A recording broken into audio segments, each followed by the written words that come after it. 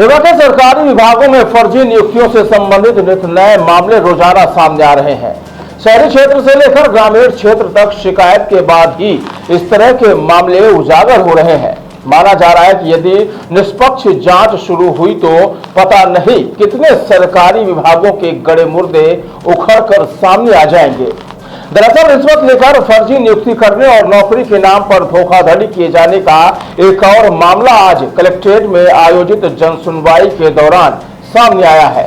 जनसुनवाई में पहुंची पीड़ित महिला ने आरोप लगाया कि आशा कार्यकर्ता के पद पर नौकरी देने के नाम पर उससे 90,000 रुपयों की रिश्वत ली गई और नौकरी भी नहीं दी गई।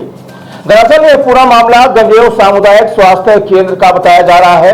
फरियादिया किरण देवी साकेत ने बताया है कि उसने आशा कार्यकर्ता के पद पर नियुक्ति के लिए आवेदन भरा था।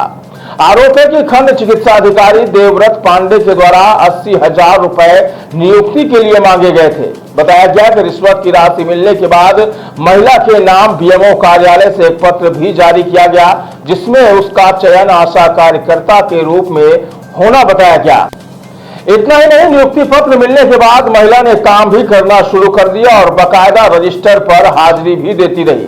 इसके बाद हाल ही में महिला से उसकी नियुक्ति के काम से भोपाल जाने के नाम पर 10,000 की और राशि मांगी गई। इस तरह से कुल मिलाकर महिला के द्वारा 90,000 रुपए दिए गए, लेकिन 3 महीने ड्यूटी करने के बाद पता चला कि महिला की नियुक्ति हुई ही नहीं है। हालांकि नियुक्ति के लिए बाकायदा विज्ञापन तो निकला था, लेकिन उसके बाद पोर्टल बंद हो गया और किसी की भी नियुक्ति नहीं हुई। इधर जिम्मेदार अधिकारी महिला को आश्वासन देते रहे, लेकिन अंत में सब्र का बांध टूट गया और महिला पैसा लेने के लिए जिद पर अड़ गई और अधिकारियों ने पैसा देने से मना कर दिया। फिलहाल यह मामला अब कलेक्ट्रेट कार्यालय पहुंच गया है, जहां महिला ने नियुक्ति के नाम पर रिश्वत और लेने और धोखाधड़ी करने का आरोप लगाया है। किरण देवी साकेत।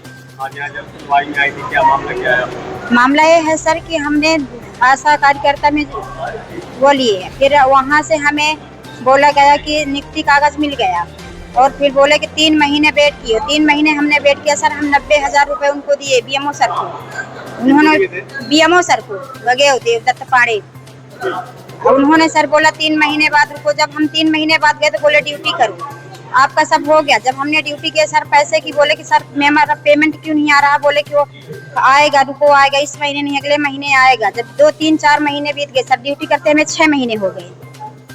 फिर 6 महीने के बाद सर हमने बोला कि नहीं, फिर बोले तुम्हारा पोर्टल वहाँ से भोपाल से बंद कर दिया गया है, जब वहाँ से चालू होगा तो तुम्हारा हो जाएगा, धैर्य रखो।